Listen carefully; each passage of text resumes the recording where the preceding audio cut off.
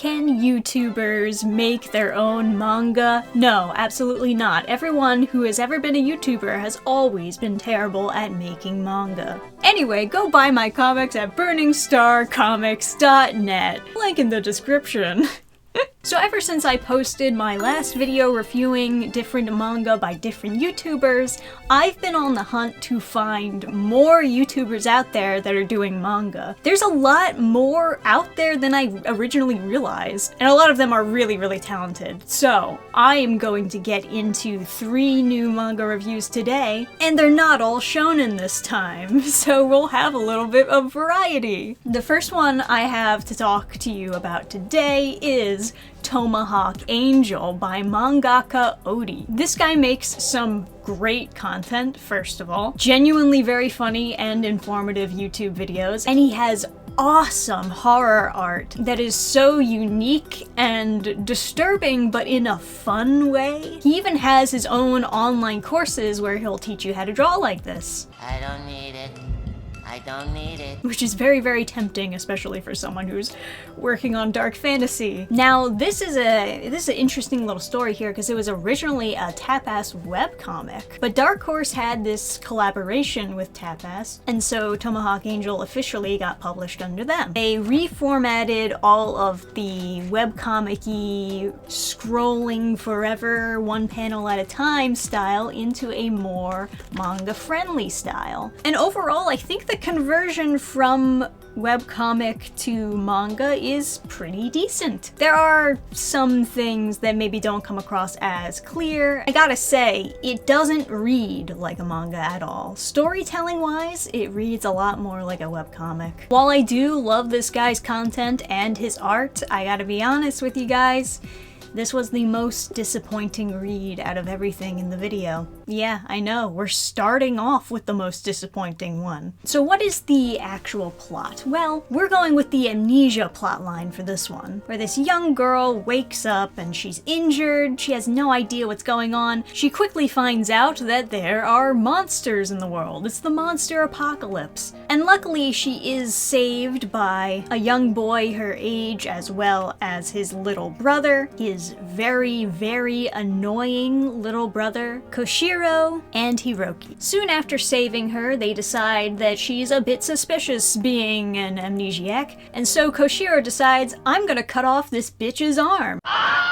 Wow, that escalated quickly. Don't be a crybaby. Bro, you cut off her fucking arm! That's why you don't have a girlfriend. What? Because he keeps on cutting off their arms? But then it's very quickly revealed that the reason why he did this was to prove a point. As he puts her now stump of an arm into the fire, she heals. And they very quickly realize exactly what she is. She has taken the super serum, essentially. She's what they call an angel wing, and they have the ability to heal through fire. They were specialized soldiers that were normal humans enhanced through science. They have sharper reflexes, better stamina, enhanced strength, and considering that the world is completely flooded by monsters, we can see why you would need super soldiers like this. Now, why did he go about proving this point by cutting off her entire arm? I don't know. He could have just cut her a little bit and let her heal from that. I think what they're trying to set up here is that Koshiro is a psychopath. Soon after cutting off her arm and listening to her horrified screams, he allows her to heal in the fire and then gives her his jacket. Aw, his little brother, mocks him for blushing over how cutesy-pootsy they're being. You totally are in love with the girl that you chopped the arm off of. It's kind of tone deaf, and you're not expecting it from a horror artist, especially from a horror artist that's as good as this guy. I see mangaka Odi's art and I think, wow, he's gonna do something super dark, and even the cover of this, it just strikes me as something super dark and cool and psychological thriller, but it's so sanitized. There are so many of these super chibi, utsy-cootsy scenes in what I thought was going to be a horror manga. And then we're putting these cute scenes with all the chibi faces right next to people getting disarmed? But even if we look past the tone deafness of the storytelling, the story itself confuses me quite a bit. Midway through, we get some lore drops about this organization known as Cortex, who now controls just about everything. Hiroki and Koshiro manage to escape from said organization, though we don't exactly know the context as to what is wrong with the organization. We do see from their perspective that they see the main character, Valerie, as being their lab rat. And the implication is that they set her out into the world to, I don't know, grind to increase her level or something. And Koshiro, yes, the male, who is also maybe a love interest, suggests that they fight each other so she can prove that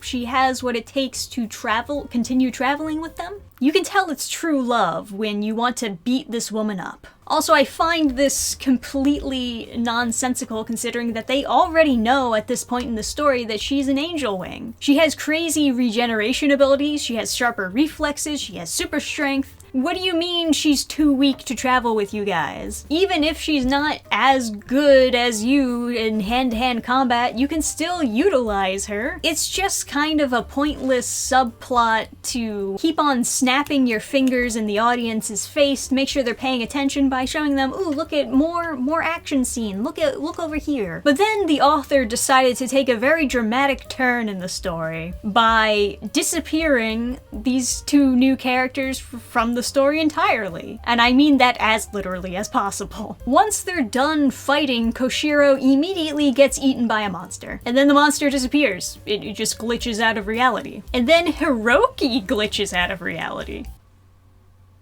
Huh? They just met, they just started their adventure, and the writer already decided, man, fuck these characters. Boom, Thanos snapped. So then Valerie meets this other girl and ends up going on the adventure with her instead, and that's kind of where the first volume ends anyway. I don't really feel like there was a clear direction to go with for the story. Look, I'm not the biggest horror reader, but I am kind of a fan of psychological horror, and the fact that he can draw really great monsters is a pretty big selling point to him doing a manga about a world corrupted by all these big monsters. But the main characters, there's nothing there. Maybe Valerie is the most interesting, but she's also got amnesia and doesn't really remember anything about her life. Koshiro and Hiroki were both not likable characters at all. Koshiro was a jackass, Hiroki is annoying. This new girl character is like fine, I guess, but why just get rid of the first two characters instead of trying to fix them? I don't know. But unfortunately, I can't say that Tomahawk Angel Volume 1 sold me on the series. But don't worry, because we're going to review something that was not a disappointment, and this manga comes from a YouTuber known as Burisuko. What a cool character this guy is, let me just say that. He started his YouTube channel learning guitar and loving Bocchi the Rock, which is a great anime. He's got good taste. And now here he is out here making his own original songs and at the same time producing a manga and producing these nice little lyric videos, and I can appreciate that. I love the passion that he's putting into this project. But now let's start talking about Maxed Out. Now, unfortunately, there is no physical version of this manga yet. And so far, there are 3 chapters out. I've read them all. This is a slice of life comedy manga that features a few friends who start a band together. Our main character, Max, is kind of feeling passionless in life, stuck in an emotionless cycle, and deep down she really does crave breaking away from this. Luckily for her, she has a good friend, and the big thing that she suggests for Max is that she should start learning how to play the guitar. You know, it's just a hobby that she can pick up. There's not really a particular reason for guitar being the thing that she thinks Max would like, but it's something that her friend knows of, I guess. So it's something that she can offer her. And in addition to teaching her how to play the guitar, she also offers offers her a job at a music store. Now, Max is pretty indifferent to all of this at first. She's not really feeling it. She doesn't have that passion for guitar. I mean, would you if your friend just kind of pushed you into learning it? But after not doing very good at this job, not doing very good at guitar, she realizes that what she really wants is just to improve on something. She just doesn't want to be a failure. And you know, I think everyone wants to find something that they're good at. And people kind of chase this idea of the shadow self. Like they're gonna just pick something up the first time and realize that they're some sort of prodigy at it, and then that was what they were fated to do the whole time.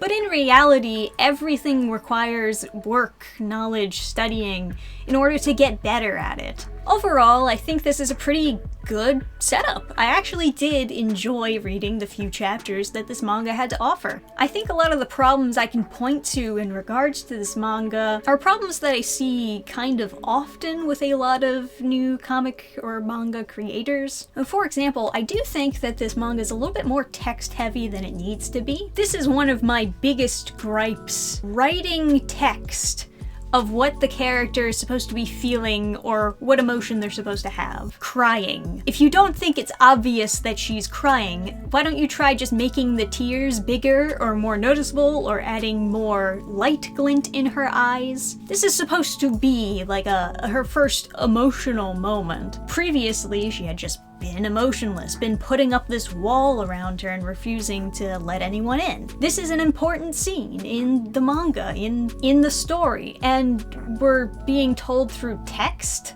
that she's crying? You should be putting the effort into the art itself. Don't tell me through text that she's defeated. I can already tell that she's defeated. Distraught, annoyed, confusion, awkward, fed up, oblivious. And maybe there are some scenarios where it's kinda okay to point to a character and spit out what their emotion is for the sake of comedy. But if you're doing this all the time, it's not a punchline.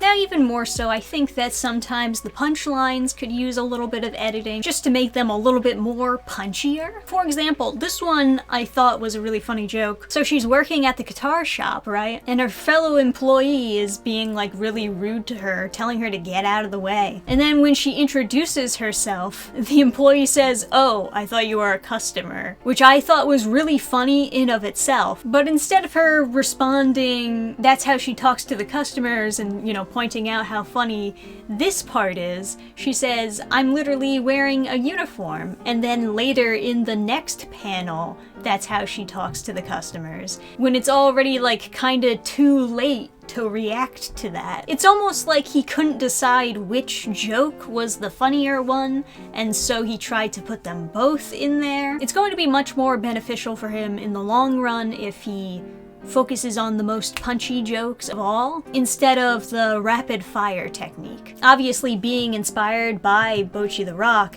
it is a very comedy-centric series. So just make sure that you have a good balance. A little bit of fine-tuning, would help this manga a lot. Another nitpick that I will mention is that the balloon tails should more typically be pointing towards the head.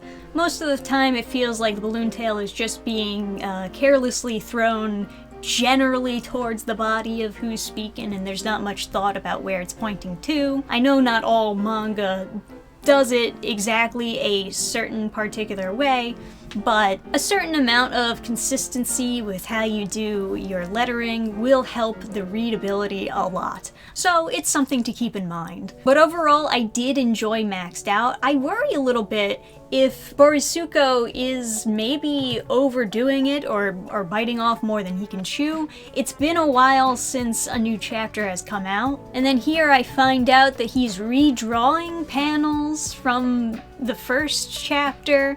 Who would ever go through the effort of redrawing the first chapter. While I can relate to this, okay? I think maybe that shouldn't be the priority right now. Additionally, while I respect that he's going through all of the effort to release songs alongside the manga series, that does sound like a lot of work, and it sounds like it's gonna slow it down even more. What I think would make more sense is if you released a new song alongside the band members releasing a new song. Because right now, they're just getting together as a band. They have not really played together yet in the first 3 chapters. But it would be really, really cool if their first song together, you actually write it and release it at the same time that that chapter comes out. It'd be very impactful. I don't know, it's just a thought. I just don't want him to burn himself out, because I do think that this could be a very successful series, so long as he can keep working on it. You might be surprised to know that Burisuko doesn't really have a huge following on YouTube, but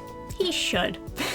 So, check out Maxed Out, and check out Burisuko. Now, you might be surprised to hear this, but this third manga, the YouTuber that I bought the manga from didn't ship it out very quickly. I was thinking to myself, oh my god, I am gonna be so late with part 2 of reading manga or reviewing manga by YouTubers. But then, an absolute miracle happened. My video idea was saved because PewDiePie made a manga. Thank you, PewDiePie. Now I can review your manga in replacement for the one that didn't come in the mail. So his manga is called Gao, and as far as I know, he has not posted the pages officially anywhere. I did just kind of go through his video and take screenshots. I do respect that he was doing his first manga traditionally. Also, maybe difficult to get started on something like that, but it was cool to see him using screen tones for the first time and everything, as well as some like ink wash gray tones, which is maybe not super typical in manga. You can really see the inspirations that he took from manga like Blame or Blum or whatever, because these first couple pages just being these cool environmental shots and focusing on the bigness of the world, I love that, and that's one of the best parts about Blame. He does have these really moody drawings. I think he had the most fun doing these first couple of pages, honestly. And something that he manages to do really well is he captures these environments with a lot of simplicity. Whereas I think a lot of people who try to do environments maybe get a little hyper fixated on the details. Simple is definitely the word I would use to describe PewDiePie's art style. Perfect for him, the epic minimalist. Even though this epic bigness that he has for this environment doesn't matter in the story at all. I love how there's absolutely no other way to get to the city unless he crosses this one particular river. PewDiePie's absolute refusal to include any bridges. Good plan. I suspect that perhaps he was thinking more so about the artistic shots first and foremost, and the story was just kind of this afterthought. But essentially the gist of it is this traveling young boy goes to the city. He meets some hunters there who are looking to capture a tiger. The boy himself meets the tiger. It's not a bad drawing of a tiger, by the way. He does pretty good with it, actually, considering how difficult animals are to draw for a lot of people. And as the tiger is running away from the hunter who shot an arrow at him, I think, but for some reason is holding a pike in this shot, and then the little boy grabs hold of the tiger to ride its back. And the hunter over here is like, why, bro? The tiger glitches out on the floor for a little bit. They do a big jump, and he does like the never-ending story, yeah! Tiger and the boy kind of sit and relax by the river, but then the hunter throws is he throwing a pike? Kind of just looks like a squiggly line in this panel. Gets out his sword to finish him off, but the boy covers for his tiger. Hunter looks at him all sassy like. Then as as the little boy touches the tiger stripes, they begin to fade away. And then there's no tiger stripes anymore, and the stripes all fade into the river. Later on, we see the boy once again traveling, and this time he has a little black creature on his shoulder. Is that creature a tiger? Did the black stripes of the tiger come off the tiger and then create another being that's on his shoulder now? I don't know. I wasn't really going into reading PewDiePie's manga with the highest of expectations, especially when it's his first manga ever. He mentioned in his video when he was going through the pages that he wanted to leave the ending open to some sort of interpretation by the audience. I think that this is a storytelling technique usually done by writers who are too lazy or just don't know what to write. It is not my job as the reader to write your story for you. Figure out what the story is, and then figure out how to tell it to me. I mean, granted, like, this just goes back. I like all the YouTubers featured on this video today. He has developed a real art style that is kind of unique to him, and that is super cool to see. I love the simplicity in his style. I love all the effort that he put into making his first manga. I love seeing his influences in his work, and if he decided that he wanted to make another one, I would read it. Although granted, it kind of sounds like at the end of his video that he was not interested in making another manga. He seemed to be very stressed through the entire process of making this manga. Yes, congratulations, you know what we've all been through, PewDiePie. But I respect that he was willing to give it a try himself. I really like that he's the type of YouTuber who spends his retirement learning all these different new skills. But the story is very dry, and it kind of feels maybe uninspired. Oh, boy like tiger and tiger die. Hunter is a based Giga Chad and I'm on his side. So thanks for watching, and if there are other YouTubers out there who have made manga that you would like me to include for the next video, then please do comment down below whose manga should I check out next. And of course, as usual, I'll give you another reminder to head over to burningstarcomics.net if you would like to check out some of the comics I or other creators have made. This is all indie content, meaning for every comic that you purchase, the funds are going directly to the creators who made it. So please do not hesitate, head over to burningstarcomics.net and see if you find something that you like. Until then, guys, I'll see you next time.